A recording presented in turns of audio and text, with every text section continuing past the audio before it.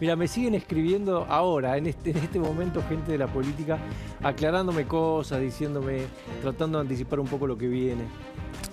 O sea que hoy fue un día muy complejo, no solamente por el dólar muy firme en la banda cambiaria y el dólar minorista por arriba de los 1.500 pesos. El Banco Central fijó el promedio del minorista en los bancos en 1.509 pesos. Los dólares financieros arriba de los 1.560 pesos. Sino el dato de que el Banco Central vendió 379 millones de dólares, ¿no? Ayer había vendido 53, hoy vendió 379 millones de dólares. Y bueno, un equipo económico que pisa el acelerador en la campaña electoral, ¿no? Planteando que al presidente, dijo Caputo, están tratando de voltear al presidente. Fue el primero, ¿no? Que empezó con, claro, pero empezó con eso, ¿no? Eso genera más ruido porque... Y después Milei que retuitea eso y dice, están los anticuca que votan igual que los cucas, ¿no? Entonces, yo te digo, de todo lo que he visto en informes de consultoras privadas, bancos internacionales, bancos locales, primero no hay duda de que el ajuste fiscal está firme, digamos, que la Argentina va a tener el año que viene un superávit fiscal como el que quiere el presidente, ¿no? No he visto que esté eso en duda por el veto a universidades, el rechazo del veto a universidades o el rechazo de Garrahan, ¿no? Que son números muy insignificantes en relación al ajuste fiscal que sigue firme en la Argentina en los últimos 2 años. Lo que sí he visto es que hay una duda muy grande respecto a cómo va a construir gobernabilidad el presidente. Y claro, si el ministro de Economía dice lo quieren echar al presidente, y ahí incluye, porque los 180 votos de rechazo de los vetos presidenciales está incluyendo a los gobernadores que son eventuales aliados del presidente, al gobernador de Santa Fe, al gobernador de Córdoba, al gobernador de Chubut, ¿no? Entonces, aparte del bloque del PRO, eso me parece que está generando mucho ruido, ¿no? Que nadie tiene claro cuál es la estrategia del gobierno desde el punto de vista de la gestión política, no la campaña electoral. Hay cosas que en realidad no pasaron nunca, ¿no? Por ejemplo, yo ponía hoy el ejemplo de la diputada Pamela Verasay, ¿no? Que es la segunda, después de Petri, en Mendoza, acuerdo entre Somos Mendoza, creo que se llama el partido, y La Libertad Avanza, y votó en contra. Eso es raro también, ¿no? Entonces, ahora la pregunta es, buenísimo el ejemplo ese de la diputada, o los diputados de Frigerio que no estuvieron, ¿no? O los diputados de, qué sé yo, de otras provincias que están alineadas con el gobierno y no estuvieron. La pregunta es, ¿lo quieren voltear al presidente? ¿O hay un problema en la gestión política de cómo negocia con sus aliados el presidente en temas muy sensibles sociales? Pero además, ¿sabes qué es? Porque hubo conversaciones cara a cara con gobernadores y lo que le reprochan al gobierno es que no les cumple en muchos casos. Entonces, claro, un acuerdo es que vos prometas algo y te dignes en cumplirlo, ¿no? Evidentemente ahí alguien está fallando, ¿no? Hoy el Senado rechazó el veto a la ley de Atenes. Ese es un proyecto del gobernador de Entre Ríos, de Rogelio Frigerio, que además de ser economista, fue ministro del Interior de Macri y que conoce muy bien cómo es la ley de coparticipación. Sí. Y se han sumado todos los gobernadores. Los del PRO, los radicales, también Kicillof y los del peronismo más cercano a Cristina, los 24. Jorge Macri también. La pregunta es, ¿Frigerio quiere voltear al presidente? Porque si vos planteás eso, que hay un movimiento destituyente donde están los que van con vos en la lista en la próxima elección, es muy difícil anclar las expectativas de los mercados y los agentes económicos. Ahora, ¿vos decís que esto es visceral del ministro de Economía, del presidente, o es la estrategia del gobierno de acá el 26 de octubre? Creo que es una estrategia electoral muy arriesgada. Es hablarle al votante que tiene miedo de que no funcione y que volvamos al pasado, digamos. Es volver a la estrategia, somos nosotros y del otro lado son todos casta. Aún mis eventuales aliados. ¿Te acordás cuando el presidente aclaró en algún momento que eran todos los gobernadores? Pero todos los gobernadores, incluso los que... Sí, todos son parte del partido del Estado, todos son la casta, todos están en contra del cambio. Si eso es así, después de lo que pasó en la provincia de Buenos Aires, hay un interrogante muy grande, porque el gobierno se juega un pleno, tiene que tener una excelente elección en octubre para reconstituir la confianza. Y aún así va a tener minoría en diputados y en el Senado. Entonces, me parece que eso es lo que está hoy presente como un interrogante grande, ¿no? El término partido del Estado es de Santiago Caputo. El concepto partido del Estado es de Santiago Caputo. Evidentemente, ahí hay una bajada de línea. Hoy lo reiteró el presidente con un tuit. Sí. Por eso me parece que es significativa la expresión, ¿no? Me parece que ahí hay una estrategia también electoral de decir, bueno, a ver, ¿quiénes son los que no votaron y podrían votar por el gobierno? Y probablemente esa porción de gente que en el 2021 se repartió entre Juntos por el Cambio y La Libertad Avanza, incluso los de Espert, que tenían en ese momento otro partido. Mirá el ejemplo de Luis Juez. Sí. ¿Juez quiere ayudar al gobierno o quiere hundirlo al gobierno? Y votó en contra de los vetos del presidente. Entonces, hay temas muy delicados y en cambio, el gobierno blindó el único veto importante y significativo desde el punto de vista fiscal. El de la jubilación. Que es lo único que logró positivamente en el Congreso en lo que va de este año, que fue jubilados. ¿Qué tiene que pasar para que el mercado confíe? Por ejemplo, esto que anticipaba Caputo, dice voy a anticipar los pagos de enero y julio, ¿sirve o ya estás corriendo la de atrás siempre? Mirá, ahora lo vamos a hablar. Yo creo que hoy, por eso es una noticia que envía hoy Caputo, que trata de alguna manera de calmar a los tenedores de deuda de la deuda argentina, a los vencimientos importantes que hay por delante y demás.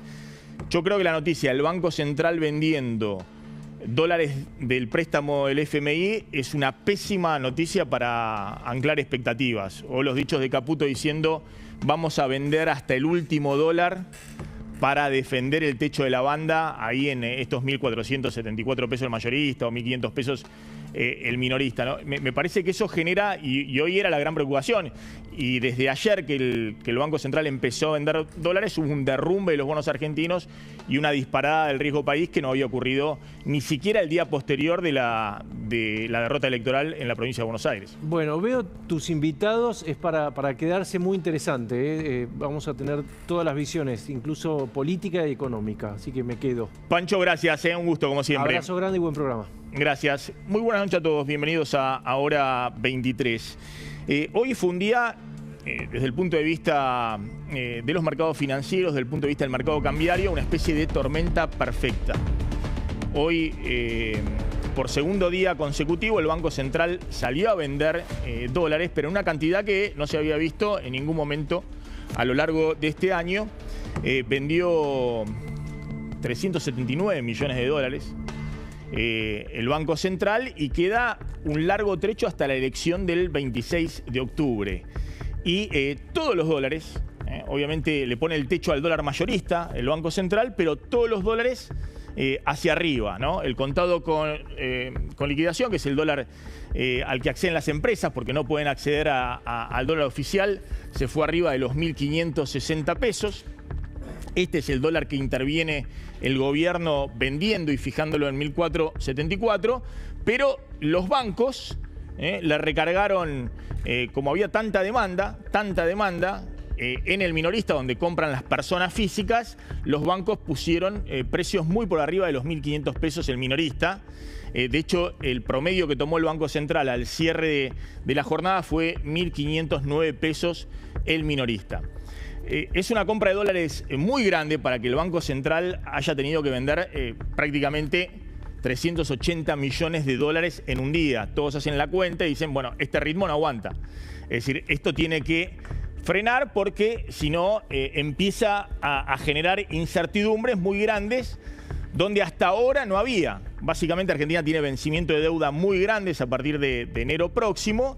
Y los dólares del FMI en principio estaban pensados justamente para garantizar que Argentina iba a cumplir los vencimientos de la deuda con los acreedores privados, que no iba a volver a caer en default, que no iba a haber una nueva reestructuración de la deuda. Y es un esquema que el gobierno dice que va a defender de la banda cambiaria hasta el 26 de octubre, pero no hay un solo informe de bancos privados locales e internacionales que no estén pensando que después del 26 de octubre, cualquiera sea el resultado electoral, el gobierno va a tener que levantar las bandas cambiarias porque tiene que entrar un gran demandante de dólares que hasta ahora no ha entrado y que el FMI reclama que entre, que es el Banco Central comprando dólares para acumular reservas. O el Tesoro comprando dólares para poder cumplir con los servicios de la deuda en los próximos meses. Y todo lo que plantean es, bueno, estamos en una época donde la oferta de dólares del campo se ha derrumbado, como era esperable porque se adelantó en la primera parte del año, y la demanda de dólares de las personas físicas y de las empresas se ha disparado, como ocurre en los años electorales, pero como ocurre también cuando hay niveles de dólares que los argentinos consideran que es un dólar que se puede comprar. Un dólar que parte va para pagar viajes al exterior, que hay un boom de viajes al exterior, parte se va a los colchones, parte se va a vender en el mercado financiero donde aparecen las empresas comprando, que no pueden acceder al oficial, pero aparecen las empresas comprando. Este esquema es el que detona por el otro lado el riesgo país. Porque, insisto, los acreedores dicen, pero ¿cómo? Están vendiendo los dólares del FMI que eran para pagar la deuda y lo están vendiendo para defender un tipo de cambio de 1.474 pesos, que es el techo de la banda. Fíjense lo que dijo hoy Caputo, que fue una noticia que sin duda desde el punto de vista del riesgo país o desde el punto de vista de los acreedores de la deuda en dólares de la Argentina no es positiva. Lo que dijo Caputo es, vamos a vender hasta el último dólar en el techo de la banda, para garantizar el techo de la banda. Fíjense lo que decía el ministro Caputo. Mire, nosotros confiamos plenamente en el programa, plenamente. Y no nos vamos a mover del programa. Es decir, vamos a vender hasta el último dólar en el techo de la banda. El programa se diseñó así y está hecho para que los dólares, tanto del central como los que hemos comprado, esos dólares sirvan para defender el techo de la banda. Y después podemos entrar en detalles si quieren por qué y demás.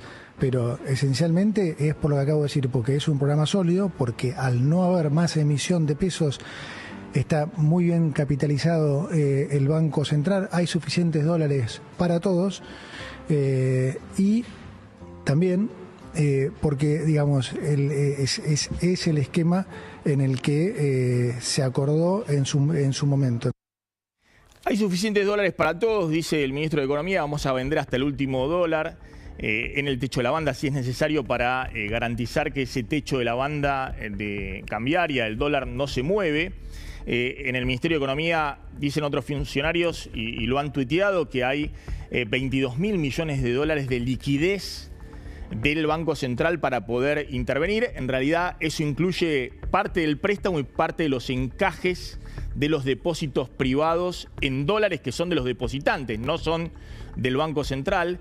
Claramente la dinámica tiene que ser otra, porque si el Banco Central sigue vendiendo a este ritmo o a 100 o a 200 millones de dólares por día, claramente puede generar otros riesgos y otra incertidumbre, y básicamente hay dudas respecto a que el fondo va a dejar efectivamente que el gobierno venda indiscriminadamente de acá al 26 de octubre. Y después, ¿cómo sigue la película?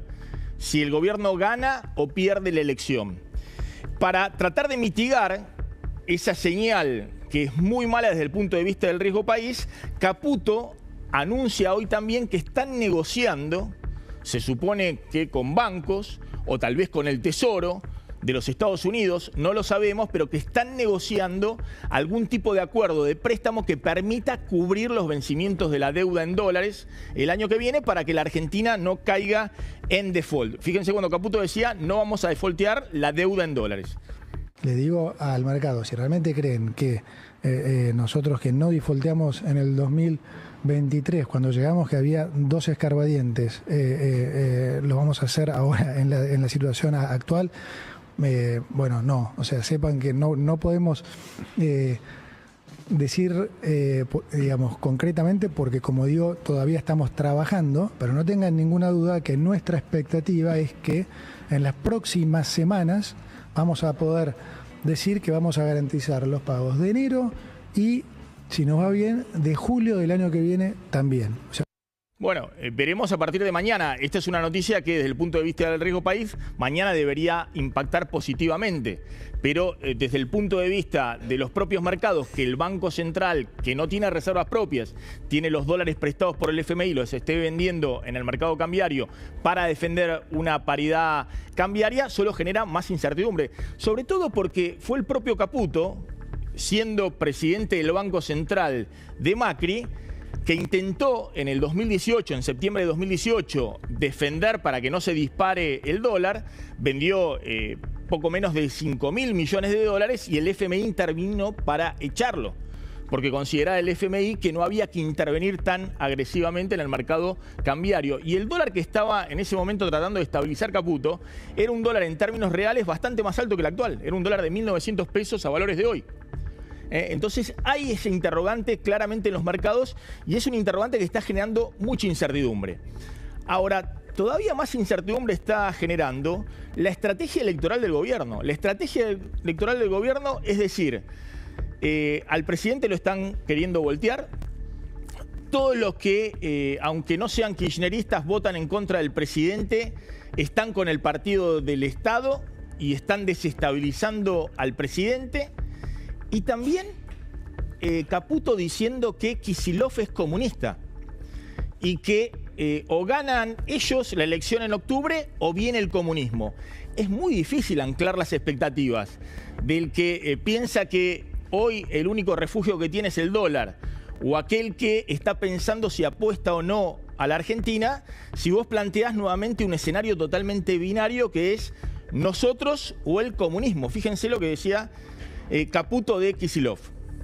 Digamos, por un lado tenés comunismo, porque el otro día veía a un periodista que hablaba de Kicillof como progre.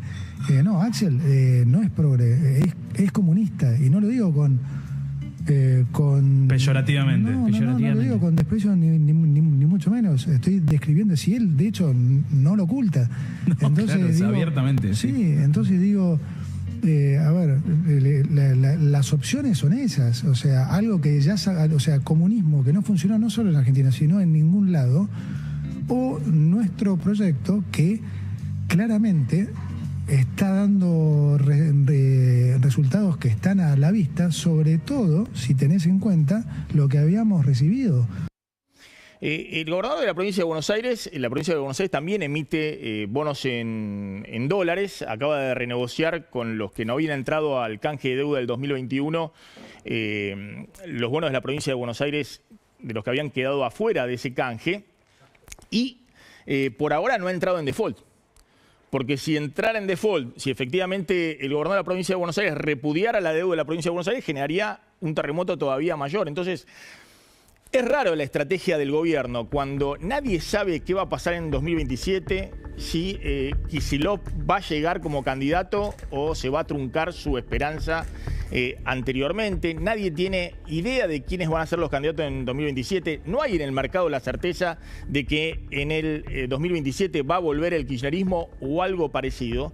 Pero lo que sí es una duda muy importante es cuál es la estrategia del gobierno para conseguir gobernabilidad de acá al 26 de octubre y fundamentalmente cualquiera sea el resultado electoral del 27 de octubre hasta el 10 de diciembre de 2027.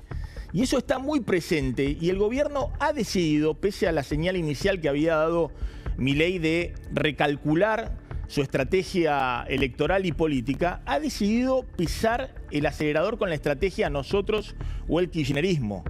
La estrategia nosotros o Venezuela, nosotros o el comunismo. Y eso, en este escenario económico tan pero tan delicado, no hace más que agravar la incertidumbre y generar el interrogante si va a haber alguna ancla política que le permita al Banco Central aguantar hasta el 26 de octubre la estrategia que ha definido desde el punto de vista económico, que es vender todos los dólares que sean necesarios para frenar el dólar en 1.500 pesos. Disparador y arrancamos de lleno con el programa.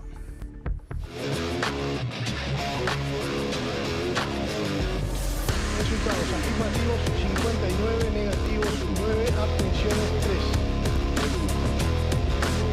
Los gobernadores te arman una cama y te dicen a partir de ahora queremos coparticipar los impuestos a los ATN. Tenés que hablar con los tipos, tenés que... Esto como en el boxeo, si ves que no te dan las piernas, no le dé distancia porque te van a arrancar el mentón. ¿Pese a lo que pasó en el Congreso? Sí, el presidente está con mucha fuerza. El presidente Javier Milei está confiado en que vamos a ganar en octubre, sin dudas. Estamos abiertos al diálogo, pero si esa voluntad no existe del gobierno, si no existe del presidente, nosotros vamos a defender los intereses de nuestras provincias. Vamos a vender hasta el último dólar en el techo de la Banga. Yo le quiero decir al ministro Caputo que en lugar de tuitear tanto, venga al Congreso, que nunca vino.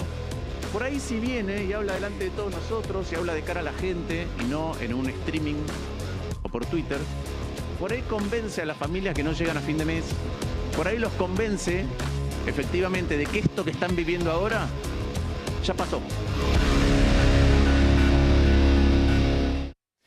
Bueno, atención, ya estamos con Delfina Galarza, con Hugo Machiavelli, con Pablo Fernández Blanco y se suman Pablo Tuzón, que es analista político, y Hugo Aime, analista político y encuestador. Bueno, hoy hubo en Olivos una mesa que fue una mesa electoral con los candidatos, el presidente recibiendo y armando la estrategia electoral rumbo al 26 de octubre. Exactamente, una mesa, te diría, bastante ampliada, donde se empezaron a definir la principal estrategia de campaña. En primer lugar, algunos roles, ¿no?, que cambiaron. Se habló muchísimo de el rol de Pilar Ramírez, justamente... Perdón, ¿quién dijo vienen por nosotros? ¿Cómo? ¿Quién dijo vienen por nosotros? Bueno, ahí está. Sí, Milei expuso ante los candidatos, los principales candidatos de senadores y diputados, más o menos alrededor de 70, los primeros 2 de cada lista.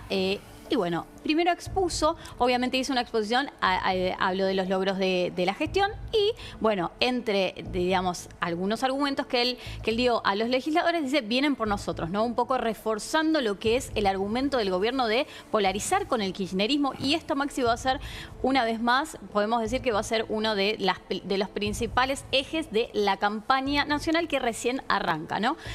Después también estuvo Santiago Caputo que se va a hacer cargo de todo lo que es la estrategia electoral, un poco lo que viene haciendo, pero en un rol, te diría, central. Después también, a ver, yo te la nombraba Pilar Ramírez, bueno, una Pilar Ramírez alter ego de Karina Milei, es la mano derecha, es la jefa del bloque de La Libertad Avanza en la legislatura, pero...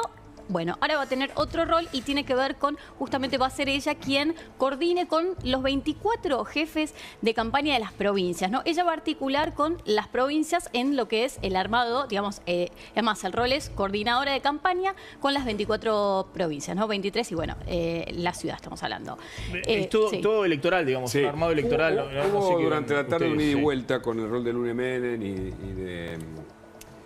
y de Pilar Ramírez. Sobre, digamos, se informó primero que Lune Menem ya no formaba parte del armado que Pilar Ramírez iba a ocupar ese lugar. Después se rectificó la información oficial, pero hubo, según lo dijo el propio Facundo Chávez, que adelantó la información y después tuvo que rectificarla, a pedido justamente de las fuentes oficiales, al menos una descoordinación, ¿no? Porque las primeras fuentes le habían contado que Lune Menem tenía menos poder, después se dijo que no.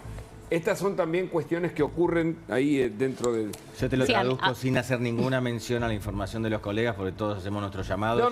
Y todos tenemos nuestras fuentes. Al aire. Es obvio que la interna libertaria sigue explotando y se operan unos y otros, ¿no? Porque por un lado acá hay una cuestión que para que la gente la tenga totalmente clara, que creo que a esta altura ya es así. Hay una situación explosiva entre Santiago Caputo y Lune Menem. Es decir, alguien que suele hablar con ambos me dijo esto: si vos pones un tachito de nafta en el medio, explota todo. Claro. Así está de mal la cosa. Entonces, perdón, yo conté la anécdota porque hoy ocurrió y viene a tener como backstage de algo que vivimos en un reality. Totalmente como dijiste. Claro. Totalmente así, con lo cual, cuando vos la empoderás a Pilar Ramírez, bueno, estás tratando de cambiarle el interlocutor también a Santiago Caputo, quien está tácitamente validado al interior del gobierno de muchos libertarios después de la última derrota electoral. Una pregunta que queda flotando. Lune Menem, ¿perdió poder finalmente en este nuevo esquema o no lo perdió? Esta es una pregunta que cuya respuesta no la tenemos del todo clara, ¿no? Aparentemente no, pero bueno, es una discusión. En lo que es la campaña, bueno, me parece que sí habría una pérdida de poder, si bien es cierto que en los papeles Lula Menem sigue en el puesto, y de hecho desde el gobierno lo que dicen es Lula sigue en el puesto, pero es cierto que... Como subsecretario de la presidencia por debajo de Karina Milei. ¿Quién contestó las preguntas hoy? Cuando los candidatos hacían preguntas, ¿quién respondía? ¿Quién? Santiago. Santiago Caputo. Bueno, pero claro, sí, ahí estamos hablando de la estrategia, pero... Sí. Toda la estrategia electoral está bajo el ala de Santiago Caputo. Karina sigue siendo inclusive quien, bueno, obviamente quien coordina todo lo que es la campaña nacional, y además es quien hoy la designó, o por lo menos hoy la ratificó ante los presentes como coordinadora de las 24 todo esto están discutiendo la elección del 26 de octubre, los candidatos y demás, porque yo veo que mientras tanto todo se mueve el Congreso, se mueven los gobernadores, más allá de la campaña electoral, ¿no? Que lo de él fue sobre todo campaña. Todos están viendo si, bueno, lo va a empoderar a Santiago Caputo. Bueno, Caputo va a ser el hombre que va a hablar con los gobernadores, que va a reorganizar el gabinete, o va a ser Guillermo Franco, o va a ser Lisandro Catalán. Es decir, ¿cuál va a ser el nuevo armado político del gobierno? Debería ser Catalán y Franco. Hoy al gobierno le rechazaron otro veto, que es el veto a los ATN, que insisto, algunos dicen, ¿tenía sentido vetar cuando sabías que ibas a perder? Es un proyecto de Frigerio, que es tu aliado en Entre Ríos. Están todos los gobernadores detrás. Está desde Cornejo, está Nacho Torres, está Yarlora, está Puyaro, está Jorge Macri. Todos detrás. Entonces, ¿vas a gestionar o vas a dejar pasar algunos temas para negociar otros? ¿Tenés el presupuesto? Me parece que lo que necesita el gobierno es un ancla de gestión política. No sé quién es Pilar Ramírez, pero me imagino que no es una dirigente política. ¿De dónde viene Pilar Ramírez? Bueno, a ver, Pilar Ramírez, lo que es su carrera política, arrancó hace bastante tiempo. Ella estuvo mucho en lo que es la gestión durante el peronismo. Ella estuvo desde el 2006 hasta el desde 2008 hasta el 2016 en Aerolíneas Argentinas. Estuvo... Con Axel Kicillof. Exactamente, sí. Claro, ella, de hecho, mira... pero si era un producto de la Cámpora, Aerolíneas Argentinas, ¿cómo puede ser? Bueno... Ella entra de la mano de Julio Alac el intendente de La Plata. El exintendente cuando toma la presidencia, cuando se estatiza Aerolíneas Argentinas, ella entra de la mano de Alac. Después, bueno, ella creo que un tiempo forma parte de Fundación Aerolíneas Argentinas. Una vez cuando ya estaba Recalde en Aerolíneas Argentinas, lo que dice Pilar Ramírez es: yo no milité para la Cámpora, si bien, bueno, sí ha estado en espacios de poder donde, por supuesto, tenía, mandaba la cámpora, podemos decir. Inclusive también tuvo un pequeño lapso en el gobierno de Alberto Fernández. ¿También en el gobierno de Alberto Fernández? Sí, hasta el 2022. La conoce a Karina Milei en el 2021. Sí.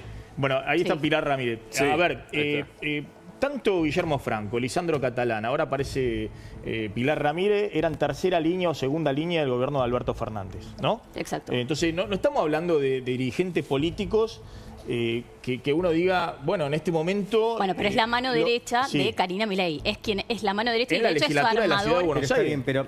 te diría que funciona como mano derecha de Karina desde hace un tiempo. ¿Pero su función cuál va a ser?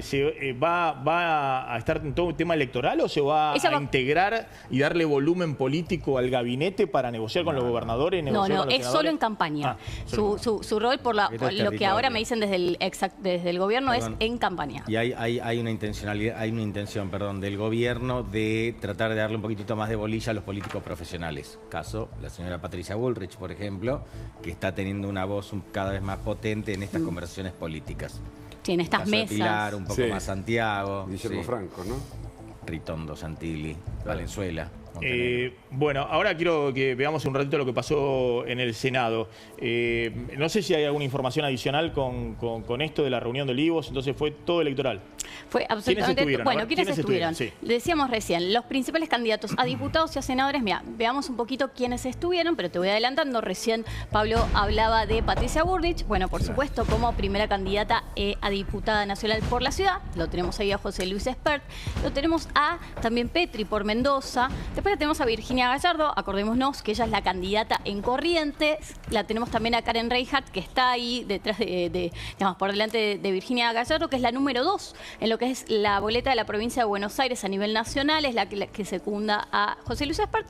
Lo vemos también al influencer Mariano Pérez, porque también, además de los candidatos a legisladores, también estuvieron algunos influencers como Mariano Esto Pérez. Está diciendo mucho, Lo de los influencers, ojo que dice mucho, es que porque está la sensación de que Milei está perdiendo el crédito de los jóvenes, que eran su gran bastión político. Fue como un brainstorming, digamos, con todos dirigentes políticos de distintas generaciones. Y además la comunicación inicial capturó a la cantidad de jóvenes que estaban fuera, y ahora se perdió eso, ¿no?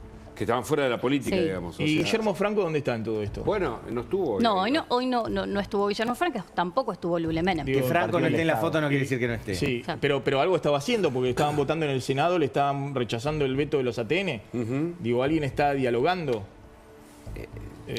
A mí me dicen, por ejemplo, Santiago Caputo tenía diálogo con todo, hasta que lo desplazaron y lo congelaron. Acá estuvo Jacobiti ayer y, por ejemplo, Santiago Caputo hablaba con Jacobiti. Cuando había manifestaciones, cuando había tema de la universidad, negociaba y demás, hasta que lo desplazaron. Hablaba con gobernadores, hablaba... Entonces, ¿esta reunión fue para empoderar a Santiago Caputo y rearmar una mesa de negociación? ¿O es el tema, a vos armar la campaña? Bueno, lo sumo a Pablo Tuzón y a Hugo Aime. ¿Qué están viendo? Bueno, que el gobierno es la campaña, ¿no? No hay otra cosa. O sea, si la primera reunión en el marco de una corrida es la campaña, es porque la campaña sintetiza lo que el gobierno va a buscar hasta octubre, ¿no? Que tiene sentido si uno piensa que la hipótesis central del gobierno siempre fue este blindaje popular que tenía hasta la elección de septiembre, ¿no? Como diciendo, yo ya no voy a encontrar seguramente aliados, como se vio en el Congreso, ni en la casta, ni en ningún lugar, ni en los empresarios, ni en ningún lugar, tal vez tampoco afuera, en el extranjero hoy, en Estados Unidos. Entonces, tengo que sí o sí jugar todo, incluso las reservas, a ganar la elección, ¿no? A tener una buena, es decir, más de 40 puntos a nivel nacional. Sí, que yo creo que igual se equivoca, porque los problemas, como decías en el pase, son preexistentes a la elección. Y van a ser post-existentes también, después de la elección también. Rebote, incluso si por la polarización y por cierto miedo al kirchnerismo hay un rebote electoral del gobierno en algunas provincias y le va mejor, estos problemas no desaparecen, digamos. Esa foto, digamos, de un partido del Estado medio insolvente que acaban de mostrar, no es que se va. De hecho, Milei va a viajar al interior a varias provincias, con lo cual... Solo le queda nacionalizar, lo cual es peligroso también.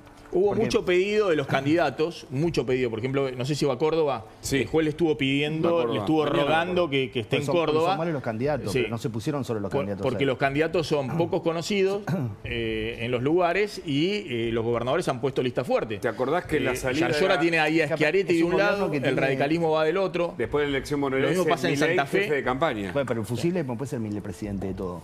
O sea, porque los candidatos son malos en las listas de todo el país. Tiene que estar la figura del presidente. O sea, funciona como al revés, en ese sentido. Digo, esa es la parte peligrosa de todo este asunto también. Sí, sí. Lo que está pasando es, a ver, yo creo que el gobierno definió una estrategia de campaña que es como dual, ¿no? Porque uno escucha, digamos, los rumores de la reunión de hoy, más el discurso del presidente, y para mí tiene consistencia. ¿Qué es la consistencia? Es decir, llegamos hasta aquí, es la libertad, o es para adelante, o volvemos para atrás. Ese es, digamos, el centro de la campaña, y el decir, sabemos lo que están sufriendo, pero nos damos cuenta, pero no nos abandonan. Eso ya se lo escuchamos a muchos dirigentes políticos, a muchas campañas, como una cosa repetida, con ese, che, vamos de vuelta con lo mismo, los culpables son los K, mirá dónde nos llevaron. Bueno, ese es el marketing pequeño que para mí está haciendo el gobierno, una repetición. Yo comparaba el discurso para comparar situaciones, ¿no? Menem, en el 95, proceso de convertibilidad, tiene el lío, digamos... El tequila, le estalla el tequila. Le estalla el tequila. La economía en recesión, se dispara el desempleo. Perfecto. Sí. Entonces, ¿qué hace? En vez de hablar de la convertibilidad, porque no iba a ganar en primera vuelta, como ganó, dice, tiremos al diablo toda esta comunicación de que, che, pudimos viajar al exterior, andan los teléfonos, y le dijo a los muchachos, yo sé que ustedes sufrieron, ahora me voy a ocupar de ustedes. Pero claro, él pudo hacer eso, porque manejaba las provincias, senadores, diputados, él es jefe político, este no tiene nada. Entonces, el problema que tiene, mi punto de vista, el presidente, que está jugado en una situación en donde ahora se está jugando el gobierno. ¿Por qué? Porque él, si saque lo que saque, no va a tener nunca mayoría en el Congreso. No. Con lo cual, el 27 de octubre, se le van a sentar los gobernadores, se le va a sentar la oposición, porque ya lo ven como un pato rengo. Ese es el problema que tiene el presidente. Entonces, para mí, salvo que haga una elección, yo te digo. Pero por eso, a ver, visto desde ese punto de vista, todos los están reclamando, aquellos que ven alguna expectativa en la política económica, que arme o rearme sus estrategias y sus alianzas políticas. Claro. Que acerque a Macri, que empodere a algunos gobernadores en el gabinete con senadores importantes de esos gobernadores, alguien con volumen político, que los atraiga, no que los repela. Y hoy el presidente, fíjense, hoy salió Caputo a decir, están tratando de voltear al presidente por 2 proyectos de ley que son insignificantes desde el punto de vista fiscal, dicho por la vocería presidencial y dicho por la Oficina de Presupuesto del Congreso. Sí. Los números son décimas en lo que es el Garraham, es 0,01 del PBI, cuando está manteniendo un ajuste muy, muy importante. El de universidades es 0,2% del PBI, hay que ver, hay uno de máxima, uno de mínima, según lo que implementes. Eso dijo, están queriendo voltear al presidente, pero el presidente pone un tuit donde dice que todo lo que le votaron en contra en los vetos son anticuca, que votan igual que los cuca y son republicanos disfrazados. Les envía una señal a los gobernadores, que son los que el año pasado lo apoyaron, les envía una señal al radicalismo, les envía una señal a lo del PRO. La pregunta es, ¿el gobierno sigue detonando sus eventuales alianzas? Sí, algunos se preguntaron cuál es Milei en esta etapa. ¿Es el de este tuit o es el de la cadena nacional? Primero que nada, ya sabemos quién es Milei. El tema es quién quiere el comportamiento político en este momento. Está bien, pero que a mí, perdón, a mí me parece lo siguiente. A ver. Que todo lo que nosotros pensamos, Milei no lo puede hacer. ¿Por qué? Porque ¿quién no está esperando afilado? Mauricio Macri, que le está diciendo, hermano, vos te das cuenta, donde llegaste, tenés que recurrir a mí y a mis cuadros. ¿No? Francos dijo, che, nos faltaron cuadros. Ahora, hay todo un planteo en Macri, que no es el mismo planteo de Milei desde el punto de vista económico. Entonces, ¿qué va a hacer Milei? ¿Va a abandonar sus banderas?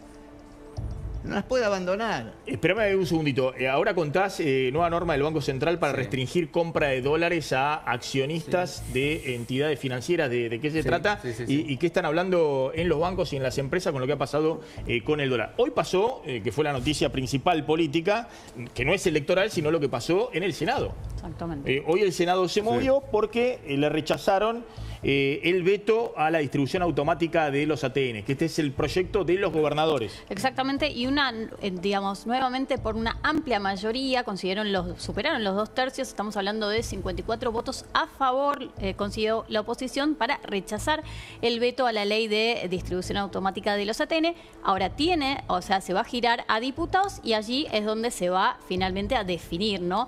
Lo mismo pasa a la inversa. ¿Cómo votó Juez? Bueno, Juez apoyó al gobierno. De hecho, te voy a decir algo más. Acompañó al gobierno, es decir, respaldó el veto presidencial. Se desmarcó en este. Sí. Había votado en contra del veto a discapacidad, pero en esto acompañó al gobierno. Sí, fíjense lo que decía Luis Juez.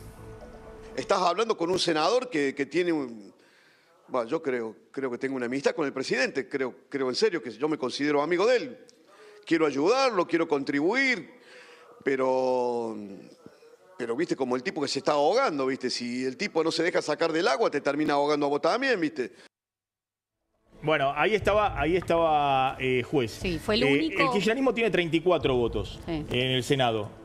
¿Cómo llegan a los 54? Bueno, a ver, básicamente te lo hago a la inversa. Los únicos que respaldaron al gobierno son los libertarios y 2 de PRO, Juez y Ana Clara Romero, que es de Chubut. El resto votó a favor, digamos, del rechazo al veto. El radicalismo, obviamente Unión por la Patria y todos los bloques provinciales. Así es. Pero de nuevo, el kirchnerismo tiene 34 senadores. Sí. Votaron 54. Es que los que votaron en contra. Sí, ¿Qué responsabilidad institucional en las provincias tienen? Ninguna, porque juez con lo que pasa en Córdoba... No, pero por eso, la pregunta es... Claro, son lo mismo que te acompañaron los senadores para tener la ley bases el año pasado, para por eso el escenario blindar los vetos el año pasado. No se resuelve con Karina Milei en eso, porque es la misma el mismo sistema que construyó esa alianza. Que compite con los gobernadores. ¿Quién vendría a hacer una alianza con la misma que rompió la alianza? Miren lo que decía Lustó, que Lustó votó para rechazar el veto. Exactamente, a favor del rechazo al veto, mira. Yo le quiero decir al ministro Caputo que en lugar de tuitear tanto venga al Congreso, que nunca vino. Nunca vino. Y que sobre todo venga a explicar el presupuesto, a defender el presupuesto que dice que en 15 meses el dólar va a estar más barato que ahora, que dice que a pesar de que Argentina este año va a crecer 0, porque quiero decirle a la gente, hay algo que se llama efecto arrastre, que es una ilusión estadística, pero cuando uno mire de enero a diciembre, la Argentina va a haber crecido 0 o quizá una leve recesión. El año que viene el ministro dice que vamos a crecer 5 y que vamos a tener 10% de inflación. La mayorista del mes pasado, 3,1% fue, la del mes. Acá dijo 10% anual. Por ahí si viene y habla delante de todos nosotros y habla de cara a la gente y no en un streaming o por Twitter, por ahí convence a las familias que no llegan a fin de mes, que cada vez que tienen que arreglar algo en su casa, se les desarma toda la finanza del mes, que cada vez que tienen que comprar unas zapatillas al hijo pasa lo mismo.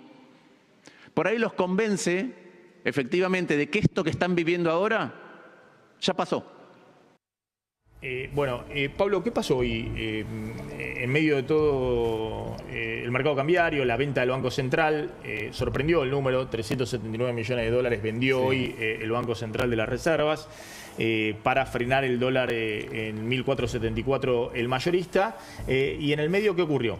Mira, hoy fue un día de muchísima tensión en todo el frente financiero, naturalmente, como vos bien lo dijiste, Maxi. Ahora, hay una norma del Banco Central que se conoció en la nochecita, te diría, entrada a la noche, es reciente, lo podríamos poner en estos términos, que generó mucha, pero mucha sorpresa. Y básicamente es una restricción a la operatoria con dólares para personas físicas, es decir, para personas, no para todo el mundo, hay que tenerlo bien en claro, pero es algo que tenía en su momento el cepo cambiario recargado y ahora se recupera, lo hace el Banco Central. ¿De qué se trata?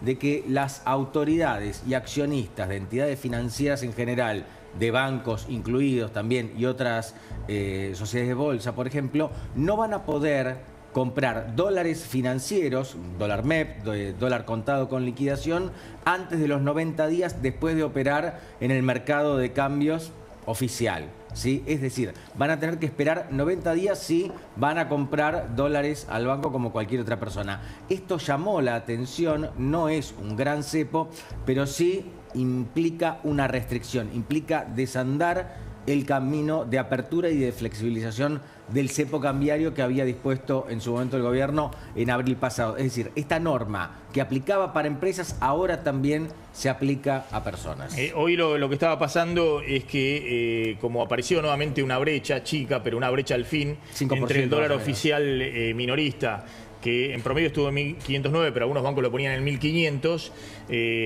había la posibilidad de comprar en el dólar oficial y vender en el MEP, en el financiero, que estaba en 1.540, 1.545, y hacer ahí un rulo, una diferencia que obviamente potenciaba la demanda en el dólar oficial. Está Ricardo Delgado, de la consultora analítica. Ricardo, gracias como siempre por atendernos. ¿Qué viste? ¿Qué pasó hoy con la venta esta del Banco Central de casi 380 millones de dólares para frenar el dólar? Bueno, preocupación, claramente, Maxi. Me parece que ayer se vendieron 53 millones, hoy casi 380. Y la señal del ministro coincido con lo que planteabas en tu editorial, diciendo vamos a vender todos los dólares que hagan falta. Me parece que lejos de tranquilizar puede generar una situación de mayor incertidumbre. Me parece que ahora lo que hay que tratar de hacer es, y como apareció la brecha, como bien vos decías recién también, con el CCL, que es el dólar de las empresas, la brecha está en 6% hoy. O sea, el Banco Central está defendiendo una paridad, perdiendo dólares, y a la vez aparece la brecha cambiaria. Evidentemente hay una presión de demanda que está, digamos, generando mayor digamos, mayores turbulencias a futuro. Creo que lo que el gobierno debería hacer es, más allá de comunicar a través de un canal de streaming o de Twitter, plantear una comunicación más profesional, plantear básicamente señales que le digan a los tenedores de deuda en dólares qué va a pasar con la deuda, en particular la que vence en el mes de enero, porque la verdad que los dólares no alcanzan para todos. Como dijo hace un rato el ministro, hay una enorme cantidad de fuentes de demanda y de usos de dólares y los que tiene el Banco Central hoy claramente no son suficientes. El ministro dijo que va a usar hasta el último dólar para defender la banda cambiaria. ¿Hay algún cálculo y el gobierno dice que tiene como liquidez 22.000 millones de dólares en las reservas para poder vender ilimitadamente? ¿Hay algún cálculo? Porque ahí empieza a jugar, bueno, ¿cuánto te autorizó a vender el FMI? ¿Qué liquidez se va a usar? Si de los encajes bancarios, es decir, de los encajes de los depósitos privados en dólares. ¿Hay algún cálculo de cuál es el combustible que tiene para intervenir en la banda? ¿O es posible que el gobierno recree expectativas y con ventas fuertes en algún momento le dejen de comprar en el techo de la banda ante la elección? Bueno, me parece que esa es la gran pregunta. Yo tengo la impresión que el gobierno está jugado a todo o nada al 26 de octubre, no... Creo que lo va a intentar llegar con este esquema, vendiendo todos los dólares que hagan falta para no cambiarlo. Pero me parece que, insisto, la intervención del Banco Central tiene que darse en un contexto de tranquilidad, de calma, de certidumbre, y no en un contexto en donde obviamente el mercado se ha puesto muy nervioso y todo dólar que ofrece, sobre todo, insisto, cuando empiezan a aparecer dólares por arriba del techo de la banda, hacen que la sensación de que ese dólar está cada día más barato se profundiza. Y además me parece, Maxi, que el Fondo Monetario no debe estar demasiado contento con una lógica de ventas sistemáticas de sus dólares en particular, sobre todo además, y por supuesto tampoco están contentos los tenedores de deuda argentina en dólares, ¿no? Entonces estamos, digamos, todos de alguna manera esperando señales que son básicamente fuentes alternativas de divisas. Yo creo que el gobierno, más antes que después, va a tener que dar una señal de alguna asistencia extra a la que tiene, justamente para tratar de hacer esta transición un tanto más suave. Si no, creo que las turbulencias van a ser importantes. Tengo la última breve. ¿Por qué el gobierno se empecina en defender un dólar, un techo del dólar? ¿Por qué no deja la libre flotación, como le están reclamando incluso economistas muy ortodoxos, diciendo, bueno, subió el dólar de 1.200 o 1.150 a 1.500 y no ha habido un gran traspaso a precios? Es decir, nadie se escandalizó, ese no era el problema principal.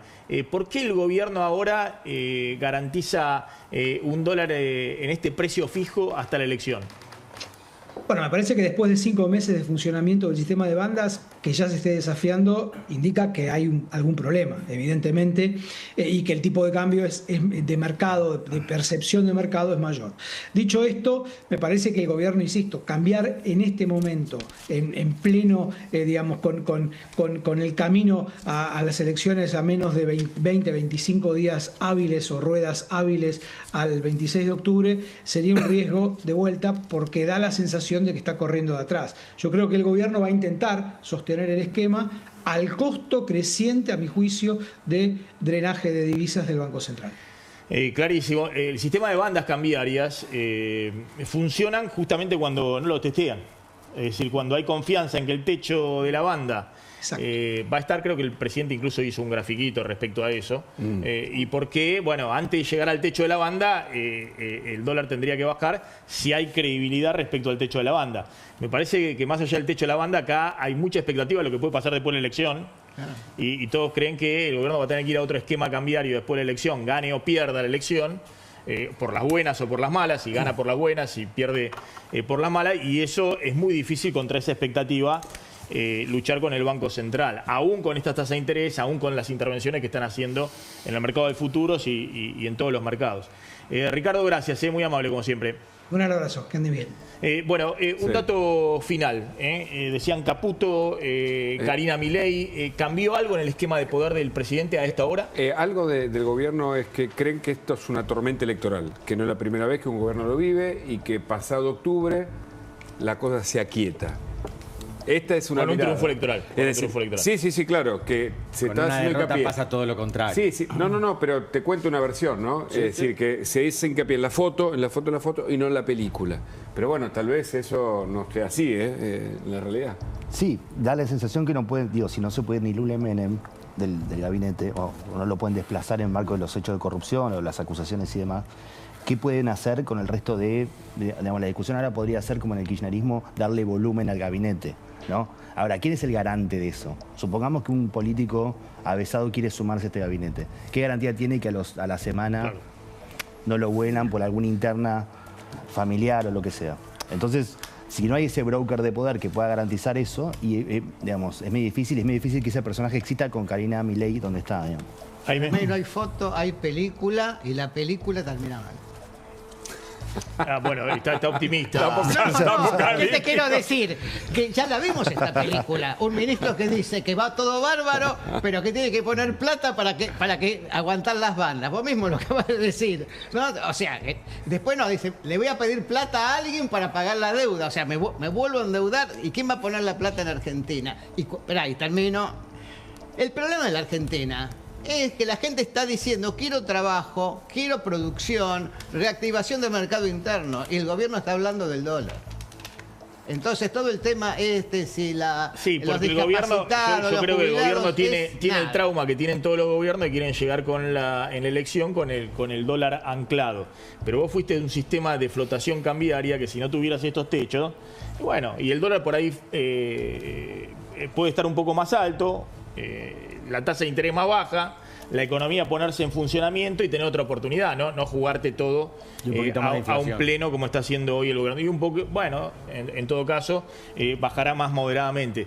Me parece que el gobierno está jugando una apuesta a un pleno muy fuerte y está forzando también todo el escenario político. Un gobernador me decía hace 4 meses...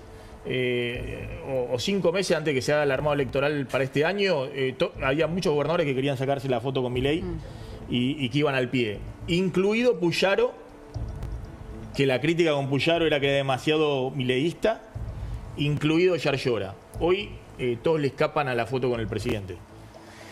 Controla los costos y la gestión de tu pyme con Simple Tempo. Maneja tu facturación, compras y tesorería de forma ágil y sencilla con el mejor software administrativo contable, Tempo Software. Si tenés una pyme o sos autónomo, ingresás a simpletempo.com y elegís el plan que mejor se adapta a tus necesidades. Simple Tempo, 25 años junto a las pymes argentinas.